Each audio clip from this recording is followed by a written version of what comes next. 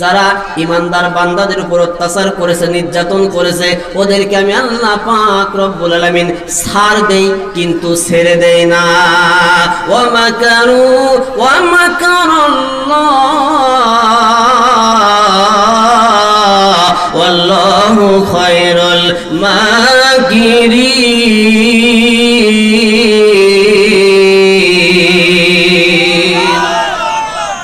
সূরা আল ইমরান 14 নম্বর আয়াতে কারিমা আল্লাহ পাক জানিয়েছে, গো নবী ও রাসূল, ওরা যা কিছু ষড়যন্ত্র করে ঈমানদারদেরকে নিয়ে, আমি আল্লাহ পাক রব্বুল আলামিন কৌশল অবলম্বন করি। আর আমি যখন কৌশল অবলম্বন করি, ইন্নাম ইয়াকিদুনা কায়দা, তারা যতই কায়দা করুক, কৌশল করুক, ওয়াকিদু কায়দা, তার উপর আমার কৌশল তেমন ভাবে কার্যকর হয় যে ওই জালিমরা এক বিন্দু পরিমাণ এদিকে সেদিকে পালানোর সুযোগ পায় না। কথা বলেন ঠিক কিনা?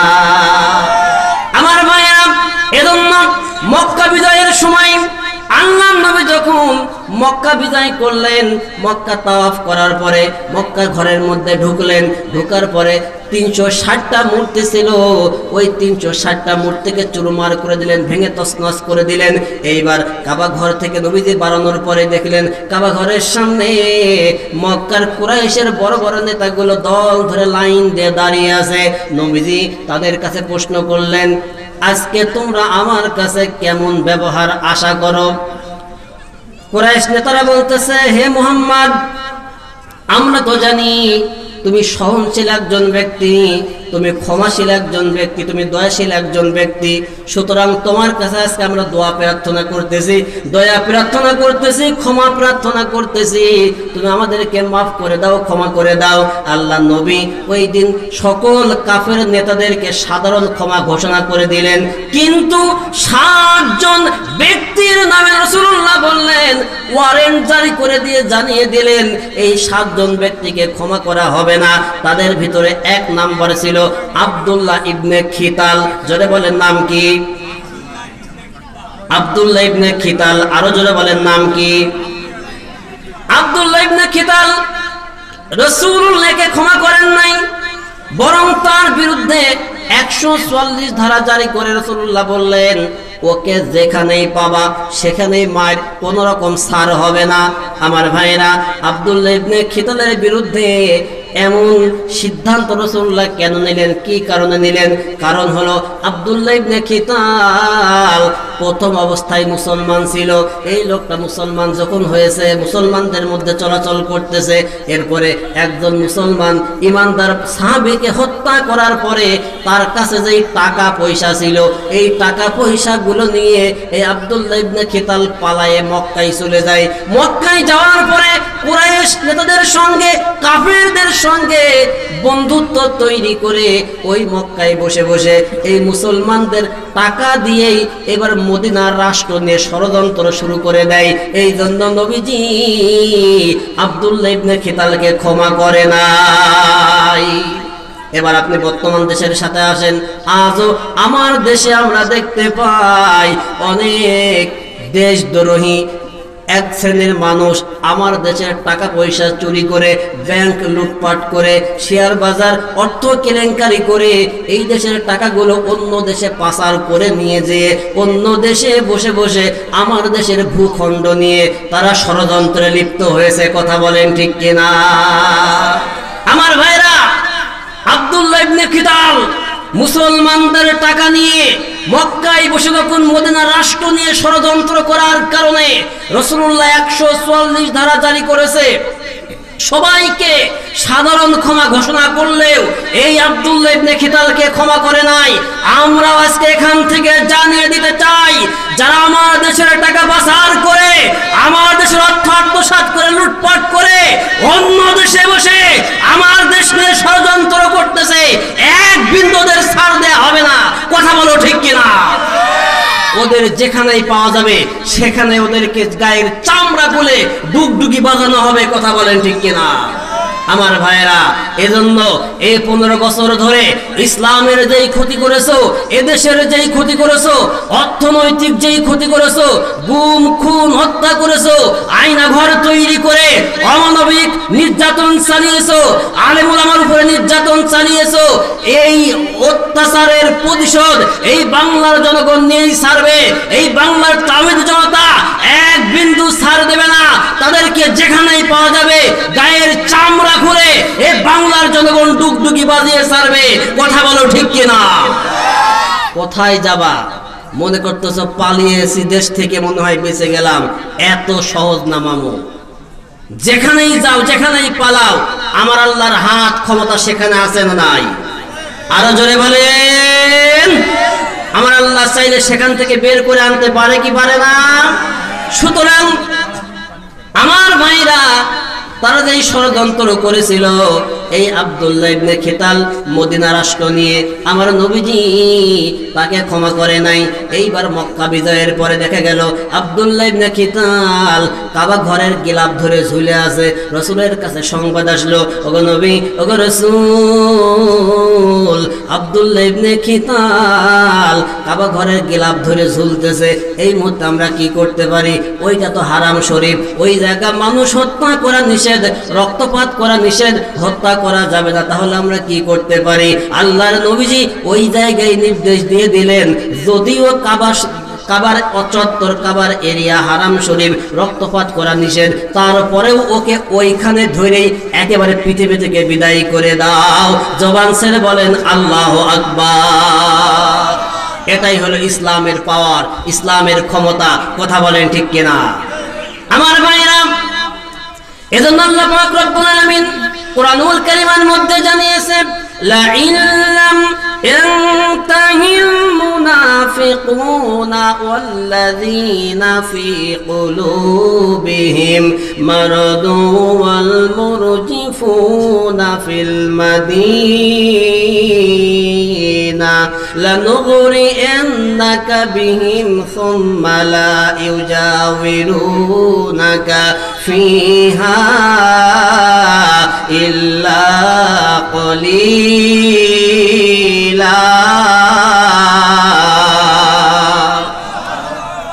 সূরা আহজাব 60 নম্বর আয়াতে কারিমা আল্লাহ পাক রব্বুল আলামিন জানালেন, লা ইল্লাম ইয়ানতাহিল মুনাফিকুনা, ওগো নবী, ওগো রাসূল, এই মুনাফিকেরা তারা যে ষড়যন্ত্র করে, যে কূটকৌশল করে, যদি ওই ষড়যন্ত্র থেকে তারা ফিরে না আসে, ওয়াল্লাযিনা ফী কুলুবিহিম, এবং তাদের অন্তরের ভিতরে যে শয়তানি চিন্তাধারা আছে, এই শয়তানি চিন্তা থেকে তারা যদি ফিরে না আসে, ওগো নবী, লানুগরিয়ান্নাকা বিহিম সুম্মা লা ইউজাওয়িরুনাকা ফিহা ইল্লা কলিলা, আমি অবশ্যই অবশ্যই তাদের বিরুদ্ধে তোমাকে দাঁড় করায় দেব। সুম্মা লা ইউজাওয়িরুনাকা ফিহা ইল্লা কলিলা, আর যখন আমি তাদের বিরুদ্ধে তোমাকে দাঁড় করায় দেব, ওগো নবী, ওগো রাসূল, তুমি যখন উঠে দাঁড়াবা, তাদেরকে প্রতিবাদ করবা, কেউ আর তোমার দেশে থাকতে পারবে না, সবগুলো এক এক করে দেশ থেকে পালানো শুরু করে দেবে। কথা বলেন ঠিক কিনা? আজকেও বর্তমান সময়ের সঙ্গে আপনি মিলান, আমাদের ছাত্ররা কেবলমাত্র উঠে দাঁড়িয়েছে, একটু সোজা হয়ে দাঁড়িয়েছে, তাতেই দিদি দাদার বাড়ি পালিয়েছে। কথা বলেন ঠিক কিনা? আরো জোরে বলেন। এক ছাত্রর ভলকাই ঠেকাতে পারে নাই, এখনো তো আরো অনেক রয়েই গেল। আমার ভাইরা, আল্লাহ পাক রব্বুল আলামিন বলতেছেন, নবী গো, সুম্মা লা ইউজাওয়িরুনাকা ফিহা ইল্লা কলিলা, তোমাকে যখন আমি দাঁড় করায় দেব, ওগো নবী, ওগো রাসূল, তোমার সামনে কেউ দাঁড়াতে পারবে না, তোমার এলাকায় কেউ থাকতে পারবে না, তোমার ভয়ে তখন তারা সবগুলো বাড়ি ঘর ছেড়ে পালিয়ে চলে যাবে। আজকেও আমরা দেখতেছি অনেকে বাড়ি ঘর থুইয়া ইঁদুরের গর্তের মধ্যে পালাইছে রে।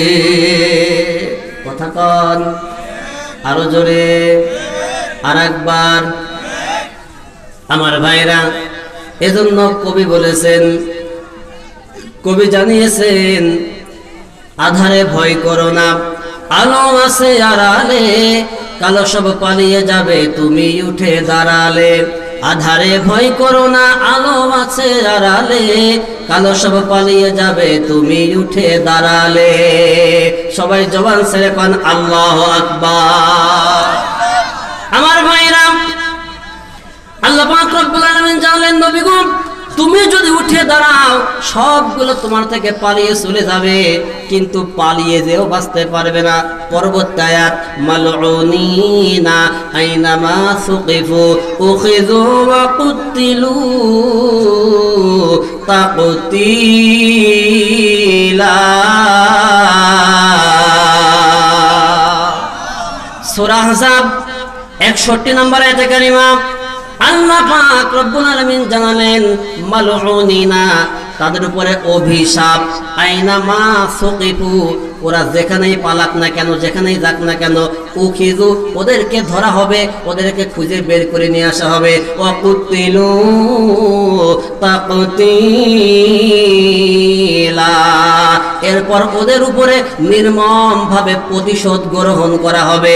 যেরকম কচু কাটা করা হয় এই রকম ধরে নির্মম ভাবে ওদেরকে হত্যা করা হবে। কচু কাটা মতো করে ওদেরকে কাটা হবে, ওদেরকে কোনো ছাড় দেয়া যাবে না। বক্তব্যকার আরো জোরে বলেন। আল্লাহ বলতেছেন ওদেরকে কোনো ছাড় দেয়া যাবে না, ওরা যেখানেই থাক। আইনামা সুকিফু উখিযু ওয়া কুতিলু তাকতিলা, ওদেরকে ধরে বের করে নিয়ে আসো, এরপরে ওদের উপরে প্রতিশোধ গ্রহণ করো। এমন ভাবে নির্মম নির্দয় ভাবে যেন প্রতিশোধ গ্রহণ করতে যে কোনোভাবেই তোমাদের অন্তরে দুর্বলতা তৈরি না হয়। আমার ভাইরা, এর পরবর্তীতে আল্লাহ পাক রব্বুল আলামিন বলতেছে সুন্নাতাল্লাহি ফিল্লাযীনা খালাউ মিন ক্বাবলু ওয়ালান তাজিদা লিসুন্নাতিল্লাহি তাবদীলা।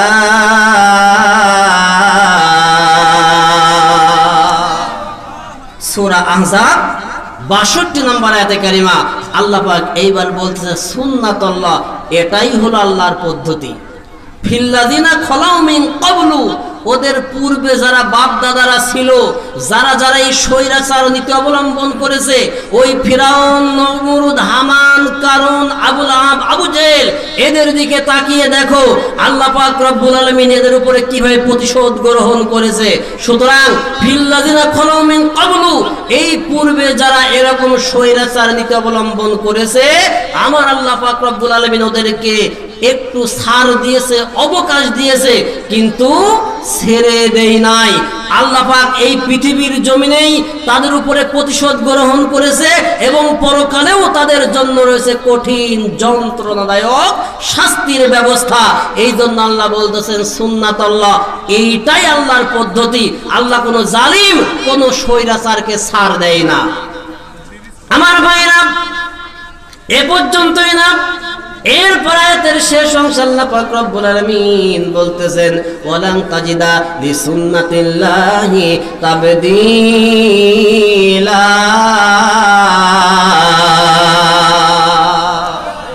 আর আল্লাহর এই পদ্ধতির কোনো পরিবর্তন তুমি দেখতে পাবা না। অর্থাৎ আল্লাহ পাক বুঝিয়েছে, পূর্বে মায়ের হয়েছে, এখনো হচ্ছে, কিয়ামত পর্যন্ত যদি কেউ স্বৈরাচার নীতি অবলম্বন করে, আমার ইমানদার বান্দাদের উপরে, আমার ওলিদের উপরে নির্যাতন জুলুম চালায়, আমি আল্লাহ পাক রব্বুল আলামিন ওদেরকে ছাড় দেই না, ওদেরকে কোনভাবে আমি ছেড়ে দেই না। আমি আল্লাহ পাক রব্বুল আলামিন অবশ্যই অবশ্যই ওদের উপরে শাস্তি কার্যকর করি এবং প্রতিশোধ গ্রহণ করেই থাকি। সুতরাং আল্লাহ যখন প্রতিশোধ গ্রহণ করে, ইমানদারের পক্ষ নিয়ে আল্লাহ পাক যখন লড়াই করে, যুদ্ধ ঘোষণা করে, তখন কি ইমানদারদের ভয় থাকা দরকার আছে ভাই? কথা বলেন, কথা বলেন। যখন ইমানদারের পক্ষে আল্লাহ আছে, তখন ইমানদারের আর কোনো ভয় নাই, আর কোনো চিন্তা নাই। লা খাউফুন আলাইহিম ওয়ালা হুম ইয়াহজানুন, ইমানদারদের জন্য আল্লাহ পাক রব্বুল আলামিন যথেষ্ট। তাদের কোনো ভয় নাই, তাদের কোনো চিন্তাও নাই। জবান ছেড়ে কোন আল্লাহু আকবার। আমার ভাইরা, এজন্য আল্লাহ পাক রব্বুল আলামিন বলতেছেন নবী গো, এই স্বৈরাচার জালিমের সামান্যতম কিছু ক্ষমতা থাকতে পারে, এই ক্ষমতা দিয়ে তোমাদেরকে ভয় দেখাতে পারে, তোমাদেরকে হুমকি দিতে পারে। ওগো নবী, ওগো রাসূল, ওদেরকে ভয় করা যাবে না। লাইয়াদুররুকুম ইল্লা আযা, তারা সাময়িকভাবে কিছু সময়ের জন্য তোমাদেরকে হুমকি ধামকি দেবে, ভয় দেখাবে, কিন্তু ওয়ায়ুকাতিলুকুম ইওয়াল্লুকুমুল আদবার।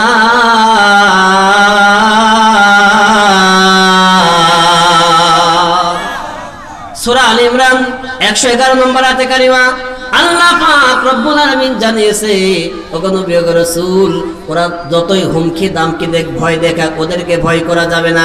যদি তোমরা ঈমানের উপর অবিচল থেকে ওয়ায়ুকাতিলুকুম, তোমরা যদি দাঁড়িয়ে যাও তাদেরকে প্রতিবাদ করার জন্য, তাদেরকে মোকাবেলা করার জন্য, ইওয়াল্লুকুমুল আদবার, তারা পিছন দিক থেকে পালিয়ে চলে যাবে। আর যখন পালিয়ে চলে যাবে, সুম্মা লা ইনসারুন, পালানোর রাস্তা খুঁজে পাবে না, পালানোর সময় কোনো সাহায্যকারী পাবে না, পালানোর সময় কোন পথ দিয়ে গেলে বেঁচে যাবে এরকম পথ দেখানোর মতো কোনো সাহায্যকারী তারা খুঁজে পাবে না। তাদেরকে আল্লাহ পাক রব্বুল আলামিন অন্তরে এমন ভয়ভীতি তৈরি করে দেবেন, তারা ঈমানদারদেরকে দেখলেই তারা আর ময়দানে টিকে থাকতে পারবে না, তারা সেখান থেকে পালিয়ে চলে যাবে।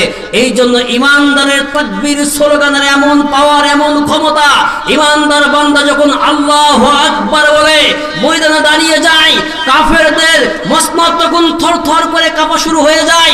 এজন্য এই 15 বছর ধরে আমরা দেখেছি, যখনই নারায়ে তাকবীর আল্লাহু আকবার স্লোগানের মাধ্যমে কোন মানুষ যখন রাস্তায় নেমেছে, মিছিলের জন্য নেমেছে, তখনই চতুর্দিক থেকে ব্যারিকেড দিয়ে সঙ্গে সঙ্গেই তাদেরকে গ্রেফতার করার পরিকল্পনা চলেছে, গ্রেফতার করেছে, জেলখানায় বন্দী করে রেখেছে, বছরের পর বছর গুম করে রেখেছে। কথা বলেন ঠিক কিনা? ভয় কি? নারায়ে তাকবীর আল্লাহু আকবার, এই স্লোগানের ভয়। কারণ যুগে যুগে জালিম স্বৈরাচাররা জানতো, বুঝতো যে আল্লাহু আকবার স্লোগানের এত পাওয়ার, এত ক্ষমতা। এই স্লোগান পারে জালিমের মসনদ থরথর করে কাঁপিয়ে দিতে, জালিমের মসনদ ভেঙে একেবারে চুরমার করে দিতে। কথা বলো ঠিক কিনা আমার ভাইরা? এজন্য ঈমানদার বান্দা যখন ইসলামের উপরে অবিচল থাকে, দ্বীনের উপর অবিচল থাকে, আল্লাহ পাক বলছেন, নবী গো, ভয় পাওয়ার কোনো সুযোগ নাই, একটু সোজা হয়ে দাঁড়াও, দেখো ওরা পিছন দিক থেকে পালানোর রাস্তা খুঁজে পাবে না, কোন দিক দিয়ে যাবে এই পথ দেখানোর মতো কোনো সাহায্যকারীও তারা খুঁজে পাবে না। সুতরাং আমার ভাইয়েরা, আমরা ঈমানের পথে, ইসলামের পথে অবিচল থাকতে রাজি আছি তো ইনশাআল্লাহ? সবাই রাজি আছেন ইনশাআল্লাহ? আমাদের জীবন চলে যাবে, আমাদের শরীরে এক বিন্দু পরিমাণ রক্ত থাকা পর্যন্ত কোনো বাতিলকে আমরা ভয় করি না, কোনো জালিমকে আমরা ভয় করি না, কারো রক্ত চক্ষুকে আমরা ভয় করি না। ইসলামের জন্য, দিনের জন্য জীবন দিতে কারা কারা রাজি আছেন? দুহাত আল্লাহকে দেখান, লিল্লাহি তাকবীর, লিল্লাহি তাকবীর। আল্লাহ পাক রব্বুল আলামিন আমাদের সবাইকে কবুল করুন।